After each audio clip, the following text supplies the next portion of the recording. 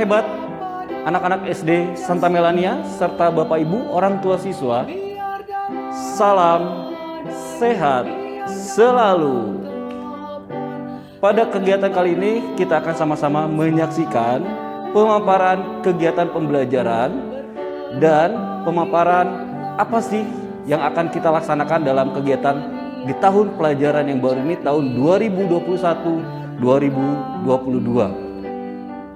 Sudah ada narasumber yang akan menjelaskan atau memaparkan kegiatan tentang pelaksanaan adaptasi baru di lingkungan SD Santa Melania.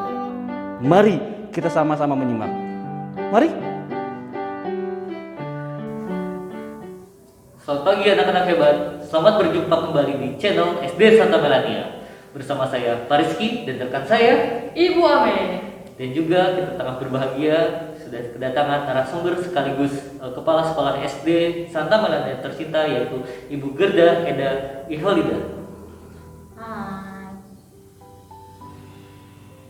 Baik, sejumlah info telah kami siapkan untuk hari ini. Yang pertama kita akan membahas sedikit tentang sistem pembelajaran di tengah pandemi ini. Lalu yang kedua kita akan mengulas sedikit lagi tentang pandemi COVID yang melanda setahun kebelakang ini di negara kita. Kita langsung masuk ke topik bahasan yang pertama. Begini, menurut Ibu Ida, selaku Kepala Sekolah SD Santa Melania, bagaimana situasi pembelajaran dan langkah-langkah apa yang harus kita ambil di SD kita untuk menghadapi situasi pandemi yang semakin mengganas ini?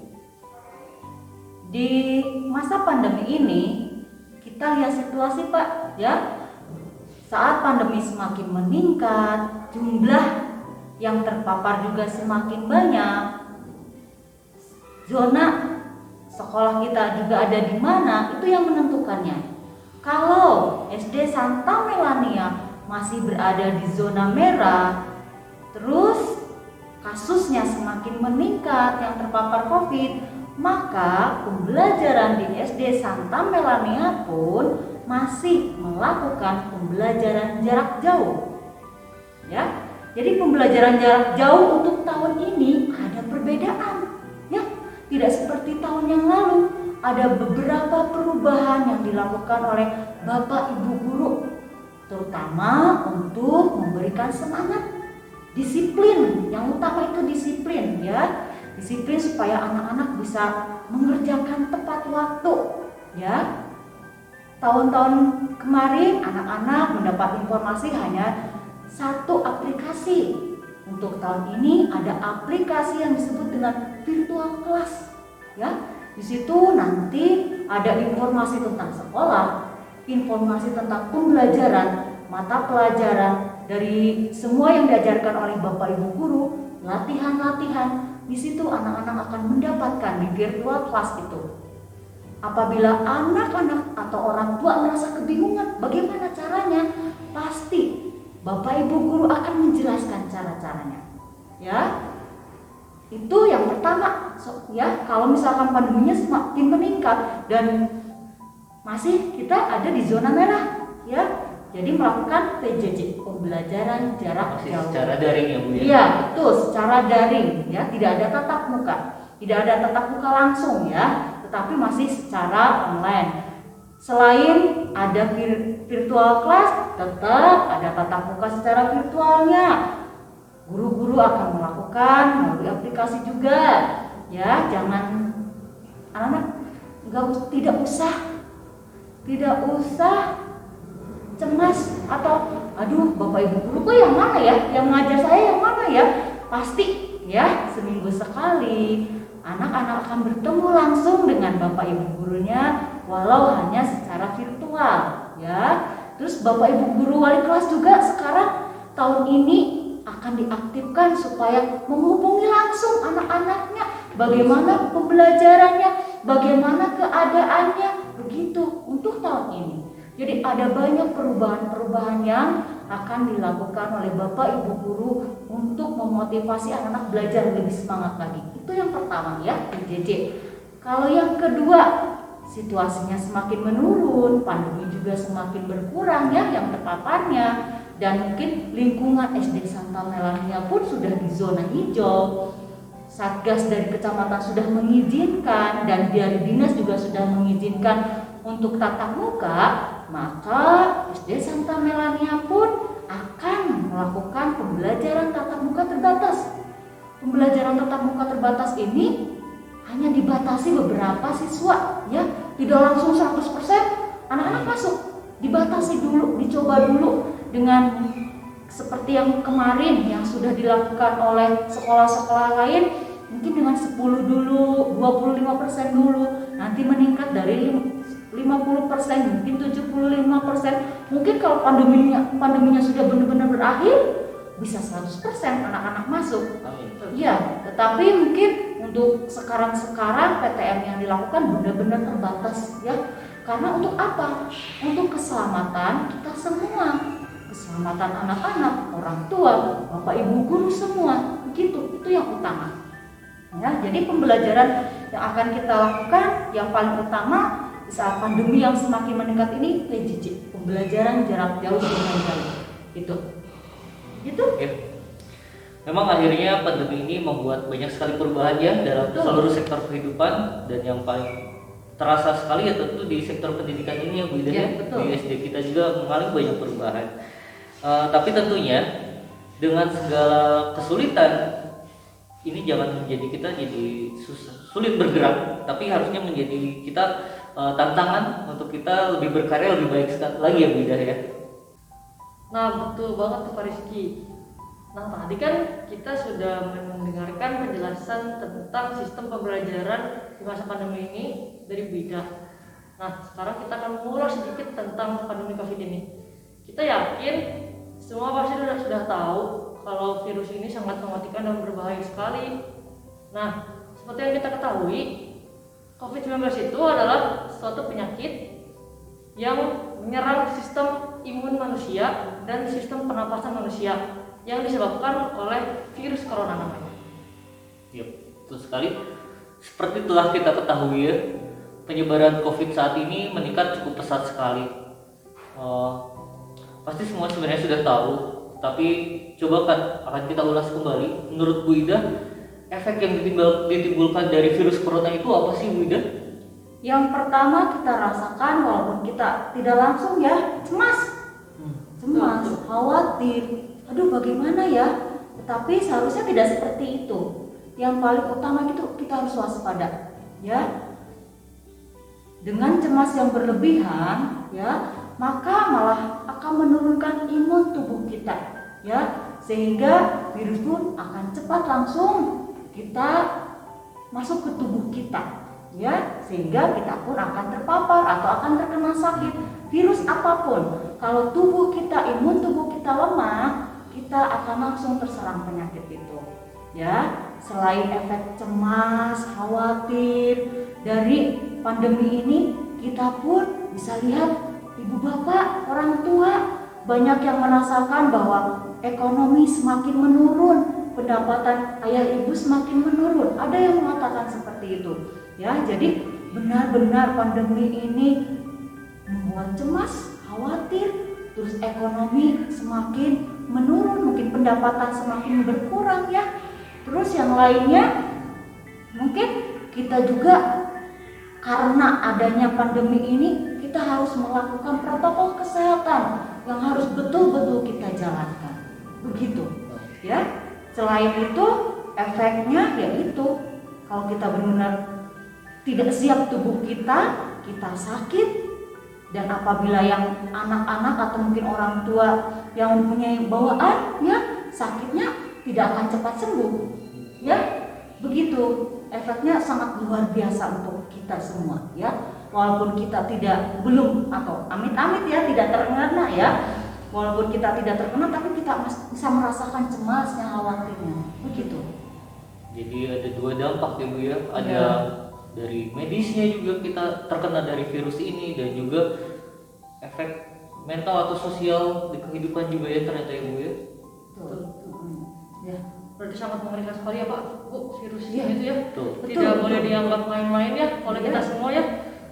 Tapi kita juga tidak perlu terlalu panik atau terlalu takut. Kita tetap harus semangat ya Ibu Bapak untuk tetap melanjutkan hidup kita ini tetap semangat, tetap berjuang. Nah, mungkin Ibu Ida udah lebih paham ya gimana sih caranya atau langkah kita agar kita bisa memutuskan mata rantai penyebaran COVID ini, Bu. Baik, karena pandemi ini yang mungkin kita tidak terbiasa ya dengan hal itu, tetapi di pandemi ini, dan pandemi ini memberikan pelajaran yang baik juga sebetulnya ya, supaya kita bisa hidup lebih bersih lagi ya, bisa mungkin dari makanan harus lebih bergizi lagi, tidak asal makan, melakukan kegiatan-kegiatan yang bermanfaat untuk tubuh, berjemur, melakukan aktivitas ringan seperti berolahraga walaupun hanya di rumah tapi tetap harus berolahraga ya. Terus yang paling utama harus melaksanakan 5M ya, 5M itu harus dilaksanakan, tidak hanya di luar anak-anak kalau keluar rumah ya, tetapi di rumah juga, karena orang tua mungkin ada yang suka bekerja di luar, tidak hanya di rumah, tetap di rumah harus lakukan 5M. Apa itu 5M? 1. Memakai masker ya, memakai masker. Maskernya yang sekarang disarankan adalah 2 lapis kalau di luar rumah ya. Yang dalam masker kesehatan, yang luarnya boleh masker kain. Itu yang pertama, memakai masker. Yang kedua, sering-sering mencuci tangan menggunakan sabun dan air mengalir. Itu yang kedua. Yang ketiga, menjaga jarak ya. Saat ini kita belum bisa bersalaman, berpelukan walaupun dengan keluarga sendiri di rumah ya. Apalagi SD Santa Melania ini rata-rata orang tua bekerja di rumah sakit ya. Itu ya, untuk saat ini jaga jarak terlebih dahulu ya. Terus yang keempat, mengurangi mobilitas. Apa itu? Mengurangi aktivitas kegiatan, terutama kegiatan yang di luar rumah ya. Terus yang kelima, menghindari kerumunan ya. Anak-anak tidak boleh keluar rumah dan melihat ada kerumunan, anak itu tidak ya. Itu sangat-sangat dianjurkan, tidak boleh dilakukan. Tetap lakukan 5M. Ya, betul sekali yang dikatakan Bu Ida tadi. Memang corona ini memang ada dan betul-betul efeknya sangat mengerikan ya kalau kita menganggap sepele. Tetapi tadi juga Bu Ame sudah menjelaskan, menegaskan, tentu kita jangan menyerah, kita jangan panik, kita tetap lakukan protokoler dan pola hidup bersih. Apalagi sekarang pemerintah juga ada program vaksinasi yang tentunya akan mensupport kesehatan tubuh kita semua ya Bu Ida ya.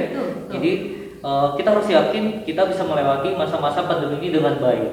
Nah, betul sekali yang dikatakan Mas Rizky. Tapi yang paling utama ada lagi Pak. Yang paling utama itu kita harus tetap selalu bersyukur, tetap selalu ikhlas, menyerahkan diri pada Tuhan, selalu berdoa dan beribadah agar kita semua dapat melewati masa sulit di pandemi ini, Bu. Bapak. Betul. Tapi kita juga jangan lupa, di balik pandemi ini ada orang-orang yang berjuang ya, terutama tenaga kesehatan yang disebut nakes ya. Selain tenaga kesehatan, para relawan ya, relawan di rumah sakit, relawan di tempat-tempat isoman. Apa itu isoman? Isolasi mandiri. Betul ya, isoman itu ada yang di hotel-hotel, ada yang di rumah-rumah, ada yang di tempat-tempat pemerintahan yang dikosongkan khusus untuk isoman untuk yang terpapar COVID itu ya. Kita doakan supaya mereka tetap semangat membantu dan menolong masyarakat yang terpapar COVID-19 ini. Dan kita juga berdoa untuk para TNI dan Polri dan jajarannya yang selalu membantu keamanan. Seperti saat ini Indonesia sedang, terutama Jawa Bali ya, sedang melakukan PPKM, bukan PPKM ya, PPKM. Apa itu PPKM ya? Pembatasan kegiatan masyarakat. Ya, pembatasan kegiatan masyarakat. Kegiatan masyarakat dibatasi. Ya, ada waktunya. Kapan orang-orang harus sudah ada di rumah? Ya, kapan anak-anak harus tetap di rumah, tidak boleh kemana-mana. Itu ya, yang PPKM itu dijaga oleh para TNI dan Polri dan jajarannya semua ya. Dan kita juga jangan lupa berdoa untuk pemerintahan kita ya. Betul, Mulai betul. dari presiden, gubernur, wali kota, sampai ke camat, sampai sekarang RT RW, semua bergerak bekerja untuk masyarakatnya supaya tetap sehat, pandeminya cepat berakhir. Itu kita doakan semoga mereka mempunyai kebijaksanaan yang luar biasa untuk kita, untuk supaya pandemi ini cepat berlalu, cepat selesai. Itu. Dan yang paling utama lagi, kita doakan untuk para pejuang, terutama dokter-dokter, perawat-perawat yang sudah meninggal wafat, ya, mengorbankan dirinya untuk merawat, untuk melakukan pelayanan kesehatan mereka kepada para penderita yang terpapar COVID dan relawan-relawan serta orang-orang yang sudah meninggal karena terpapar COVID-19 ini. Kita doakan semoga mereka mendapat pengampunan dari Tuhan dan mendapatkan tempat yang terbaik. Amin. Ya. Amin. Betul sekali. Terima kasih, sangat menginspirasi sekali dan informatif sekali penjelasan yang tadi sudah diutarakan oleh kepala sekolah kita, Ibu Ida. Semoga dengan informasi yang diberikan ini bisa menambah wawasan kita dan paling tentunya adalah membuat kita lebih aware, lebih peka, waspada, panik dan takut tidak boleh tapi ya. Jadi tetap COVID ini jangan menjadi hambatan bagi kita, tapi ini juga jadikan momentum bagi kita untuk lebih baik lagi, untuk lebih bersatu lagi di negara ini juga. Kita saling sayang menyayangi satu bersatu. Semoga COVID ini segera berakhir dan kita semua bisa hidup kembali dengan normal. Terima kasih. Sampai jumpa di lain kesempatan. Santa Melania Channel selalu jaya. Ciao.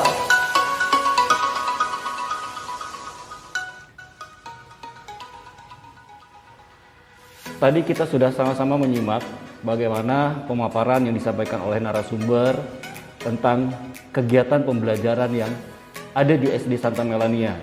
Nah, Bapak Ibu serta anak-anak hebat, anak-anak SD Santa Melania, sekarang Bapak akan menunjukkan bagaimana sih proses pembelajaran tatap muka terbatas yang ada di SD Santa Melania. Mari kita simak bersama.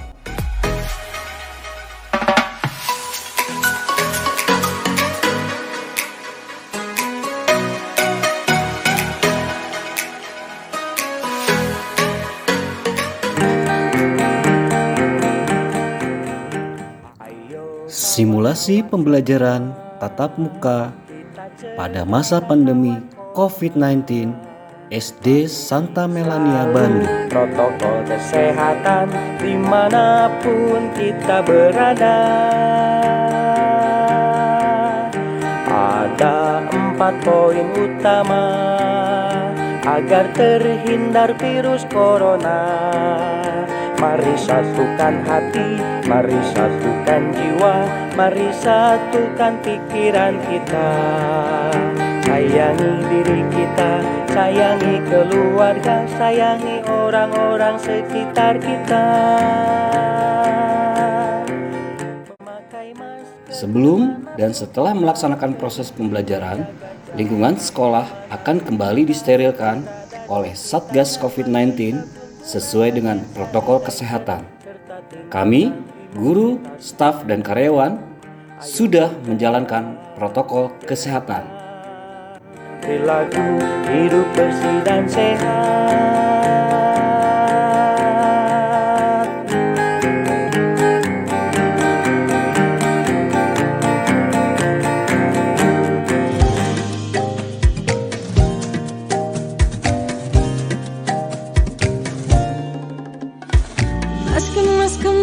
Kemas di waktu sedang merasa kemas.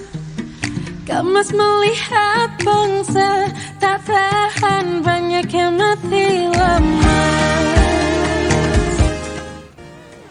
Kami keluarga besar SD Santa Melania Bandung merasa senang bahwa akan diadakannya pembelajaran tatap muka terbatas. Maka kami bekerja sama dengan yayasan, guru staf dan karyawan, komite sekolah, orang tua, serta anak-anak untuk mempersiapkan yang terbaik kegiatan pembelajaran tatap muka terbatas ini. Kami menghimbau kepada seluruh warga sekolah, orang tua, serta anak-anak untuk selalu mematuhi protokol kesehatan demi kesehatan kita bersama. Mari kita sukseskan kegiatan pembelajaran tatap muka terbatas ini demi kemajuan pendidikan anak-anak kita. Terima kasih. Mari berkemas, bergerak, memakai masker saja.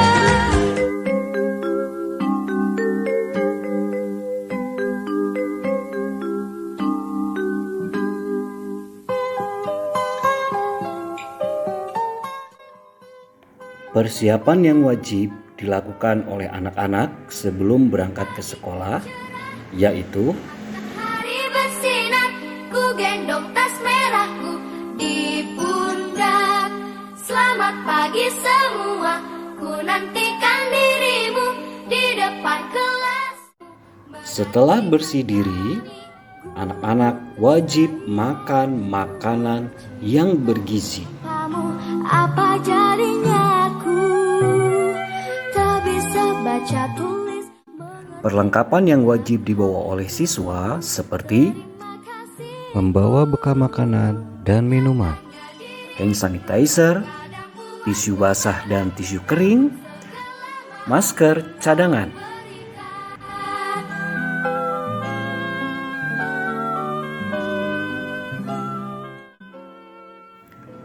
Anak-anak diantar oleh orang tua sampai batas pengantaran yang sudah ditetapkan oleh Satgas Covid. Dan selama berada di sekolah, anak-anak wajib melaksanakan protokol kesehatan yang sudah ditetapkan oleh Satgas Covid dan sekolah. Cinta tanpamu apa jadinya aku tak bisa baca tulis mengerti banyak guruku terima kasihku nyatanya diriku kadang buatmu marah namun segala maaf kau berikan guruku tersayang guru tercinta tanpamu apa jadinya aku. Di dalam kelas, anak-anak wajib mengikuti arahan dan aturan yang sudah disampaikan oleh Bapak Ibu guru. Dan proses pembelajaran dilaksanakan secara tatap muka langsung maupun secara tatap muka virtual di waktu yang bersamaan.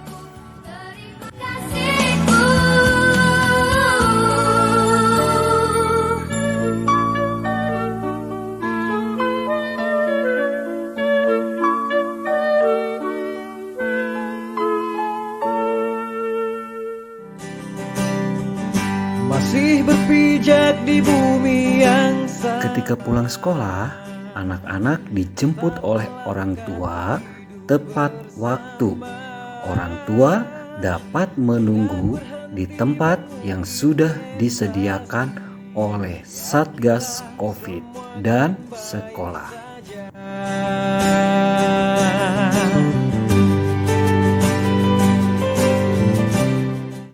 Sepulang sekolah, anak-anak wajib membersihkan diri terlebih dahulu sebelum masuk ke dalam rumah. dan luka yang sama. Rasakan perih sulitnya bertahan. Percaya Tuhan kan memberi. Setelah di dalam rumah, anak-anak langsung membersihkan diri dengan mandi dan mengganti pakaian dengan pakaian yang bersih.